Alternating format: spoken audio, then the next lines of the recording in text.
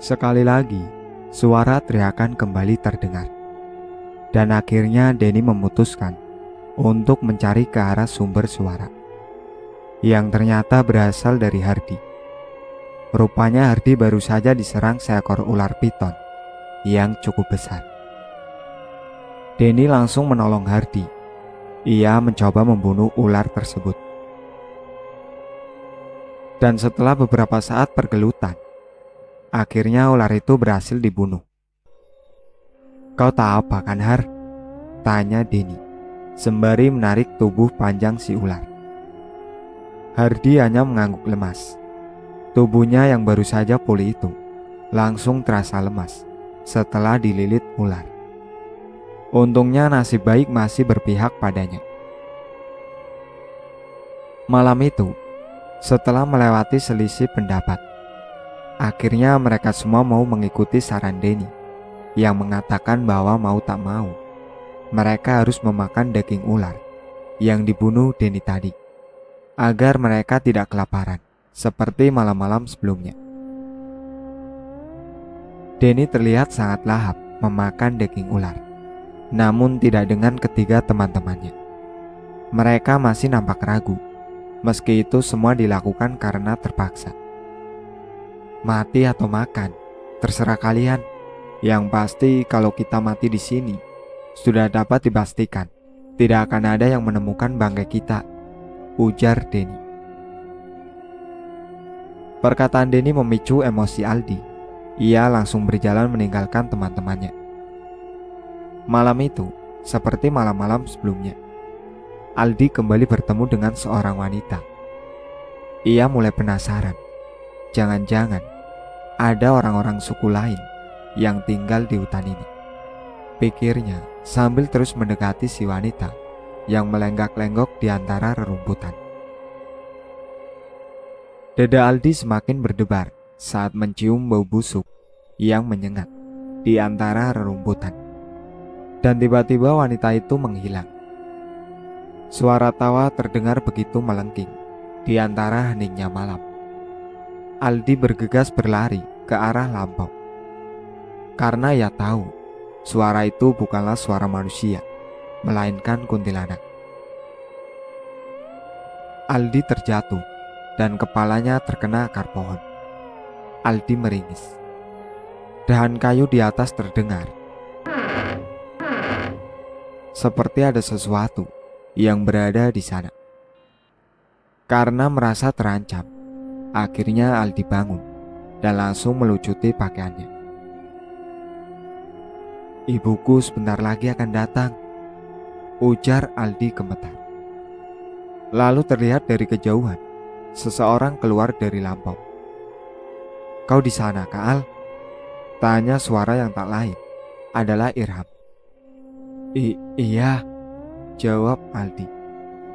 Irham berjalan ke arah Aldi, dan ia sangat kaget ketika melihat Aldi yang sudah polos tanpa sehelai benang pun. "Astaga, kelakuanmu, Aldi," bentak Irham. "A- ada tadi," jawab Aldi gemetar. "Iya, apa? Kalau bicara itu yang jelas," ujar Irham, lalu meninggalkan Aldi yang masih memunguti pakaiannya.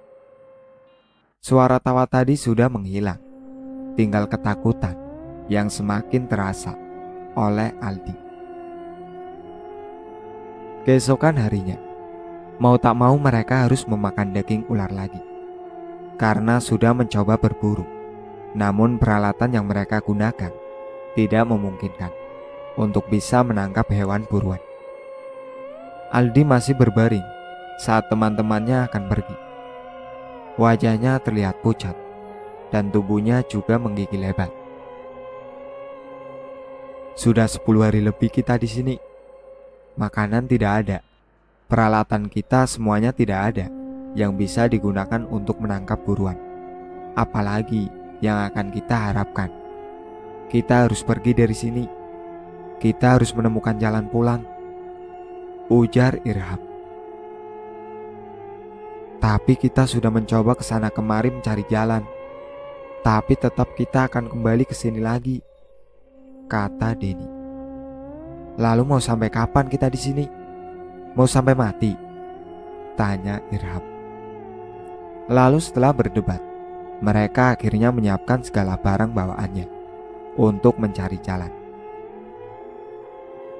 Mereka berempat berjalan ke arah yang berlawanan dan berharap akan bisa menemukan jalan pulang. Di tengah perjalanan, mereka bertemu dengan dua orang anak kecil. Awalnya mereka berempat senang karena mengira anak itu berasal dari sebuah suku yang tinggal di sekitaran hutan. Namun anehnya anak itu setiap kali ditanya, anak tersebut selalu tertawa dan mengatakan bahwa ibuku menyiapkan pesta untuk kalian. Aldi yang sudah curiga bahwa ada yang tidak beres, langsung menarik tangan Denny, lalu berjalan menjauh dari si anak, diikuti oleh Hardy dan Irham. Jujur, tadi malam, tidak tepatnya, sudah beberapa malam, aku melihat seorang perempuan yang menatap Lombok kita. Tapi saat aku hampiri dan kutanyai, perempuan itu diam saja, lalu menghilang begitu saja. Sampai tadi malam, aku juga melihatnya. Sebelum dia menghilang, tercium aroma busuk yang menyengat. Dan saat aku berbalik mencarinya, aku mendengar suara tawa yang sangat mengerikan. Cerita Aldi. Aku juga pernah ngalamin kejadian yang sama, sahut Denny. Mereka berempat kembali saling tatap. Hari ke-20. Aldi sudah terlihat pasrah dengan keadaan. Luka-luka di tubuh mereka sudah sangat banyak. Aku rasa kita akan mati di sini. Hus, jangan berkata seperti itu. Apa? Coba kau pikir. Sudah 20 hari kita di sini. Dan sudah berapa lama kita tidak makan nasi? Apa kita akan selamat? Kau yakin? Mereka terdiam. Yang dikatakan Aldi memang benar adanya. Mereka hanya memakan buah-buahan hutan dan juga binatang-binatang yang berhasil tertangkap di sana. Mereka benar-benar sudah seperti manusia hutan. Kadangkala kalau hujan siang dan malam, terpaksa mereka memakan mentah daging-daging hewan yang belum sempat dimasak.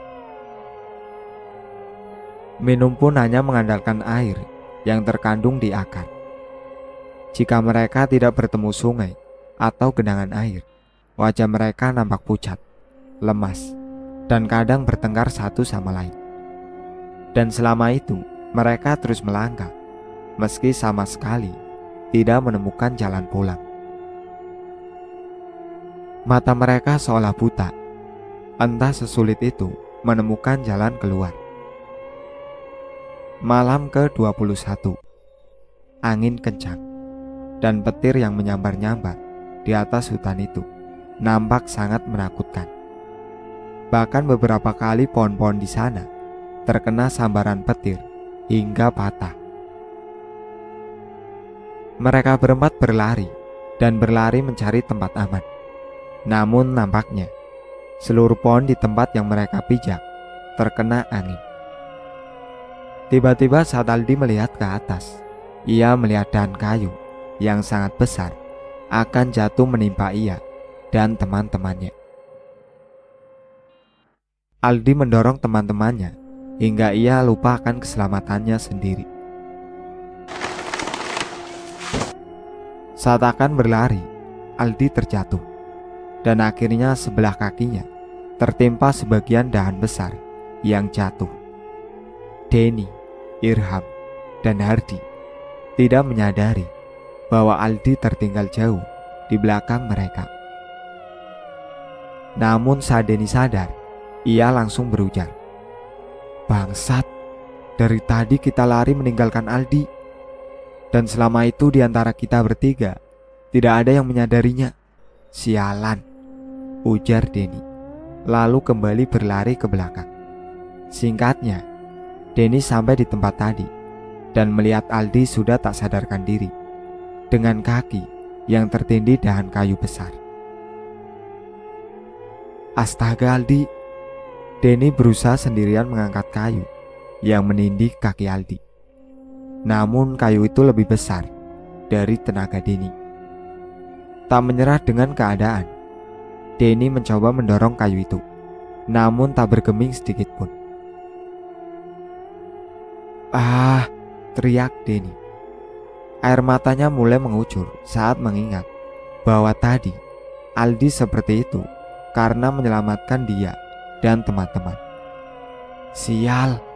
teriak Denny lagi. Ia kembali mencoba mengangkat kayu tersebut, namun lagi-lagi tidak berhasil. Ketika Irham dan Hardi datang, mereka juga langsung membantu Denny, tapi kayu hanya bergeser sedikit. Selama 2 hari, mereka mencoba memotong bagian pangkal kayu tersebut agar kaki Aldi bisa terlepas dari tindihan kayu. Tapi proses pemotongan kayu yang seharusnya selesai dalam beberapa jam saja itu terhambat karena pisau yang mereka bawa rusak. Denny menyuapi Aldi yang wajahnya sudah sangat pucat. Tubuhnya menggigil karena menahan sakit teramat sangat di kakinya. "Ya Tuhan, jika aku sudah kau takdirkan mati dalam keadaan seperti ini, aku ikhlas Tuhan. Tapi tolong selamatkan teman-temanku," teriak Aldi. Pasrah, air matanya pun sepertinya sudah kering, hingga tak ada lagi tangis di matanya. "Hus, jangan bicara seperti itu Al. Kan kami pastikan kau selamat," ujar Denny. "Walaupun kakiku berhasil terlepas dari kayu ini, aku yakin aku pasti akan cacat seumur hidup. Aku juga akan menyusahkan kalian, sedangkan kita belum juga bisa mencari jalan," ujar Aldi. Meski bibir Aldi tersenyum, tetapi wajah sedihnya tak bisa ia sembunyikan. Memasuki malam ke-25, kaki Aldi sudah berhasil dikeluarkan dari tindihan kayu. Namun mereka sangat shock saat melihat keadaannya. Tulang kaki Aldi remuk dan hancur. Bau busuk juga tercium dari sana. Bahkan sebagian bawahnya sudah dikerubungi belatung. Aldi sendiri pun jijik melihatnya. "Aku tidak ingin hidup. Aku tidak mau cacat," teriak Aldi histeris. Ia merebut pisau rusak yang dipegang Irham. Aldi bermaksud untuk memotong kakinya sendiri. Denny dengan cepat merebut pisau tersebut. "Kau harus tetap hidup untuk orang tuamu, juga kami sahabat-sahabatmu," ucap Denny. Saat mereka semua tertidur, lagi-lagi Aldi melihat sosok wanita. Wanita itu berjalan mendekatinya. Wanita berambut panjang dengan parasnya yang sangat amat cantik tersebut berdiri di depan Aldi. "Aku menyukaimu," ucapnya pelan. Suaranya yang indah berhasil menenangkan Aldi. Lalu si wanita menunjuk ke suatu arah. Dan saat Aldi fokus pada arah yang ditunjuk si wanita, ia tak sadar kalau si wanita itu sudah menghilang. Aldi membangunkan teman-temannya. Dia menunjuk ke arah sana," ujar Aldi seraya menatap satu persatu teman-temannya. "Siapa?" "Wanita itu," gantian temannya yang saling tatap. Dan menjelang pagi, Denny dan Irham pergi memburu binatang-binatang. Mereka berdua tak sengaja menemukan seekor bayi rusa yang sepertinya baru saja dilahirkan oleh si induk. Namun karena kedatangan Denny juga Irham, induk rusa itu meninggalkan anaknya begitu saja. Karena pagi sudah menjelang, akhirnya mau tak mau Denny dan Irham mengambil anak rusa tersebut untuk dijadikan mereka sarapan. Saat akan memotong anak rusa itu, Denny benar-benar tidak tega. "Tidak, aku tidak tega membunuh bayi rusa ini," ujar Denny. "Tolong, jangan apa-apakan rusa ini. Aku mohon. Aku akan pergi mencari makanan lain," lanjut Denny seraya menaruh bayi rusa tersebut di dekat Aldi. Denny sudah berkeliling-berkeliling, namun hanya mendapatkan buah-buahan. Akhirnya ia memutuskan untuk kembali. Di sana, nampak Aldi memberikan bajunya untuk si anak rusa.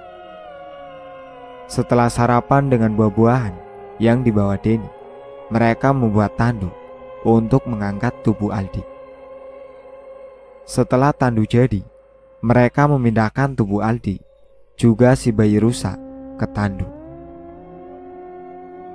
Mereka mengikuti arah yang ditunjuk oleh Aldi, dan setelah berjalan berjam-jam lamanya, mereka akhirnya sampai ke tempat awal datang.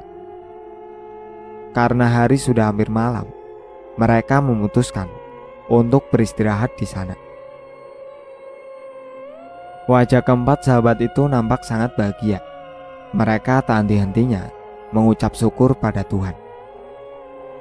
Singkat cerita, pagi telah tiba. Mereka berempat langsung melanjutkan perjalanan. Saat sampai di dekat jalan, mereka melihat banyak orang-orang yang mendekati mereka. Akhirnya mereka ditolong dan selamat. Tapi nasib yang kurang beruntung menimpa Aldi. Kakinya diamputasi. Ia sudah tak bisa lagi melakukan aktivitas seperti teman-temannya. Selain belajar di rumah dan bekerja di rumah, membuat kerajinan tangan. Ia ditemani bayi rusa yang diberikan Denny. Nampak sudah bisa menjalani hidup seperti itu.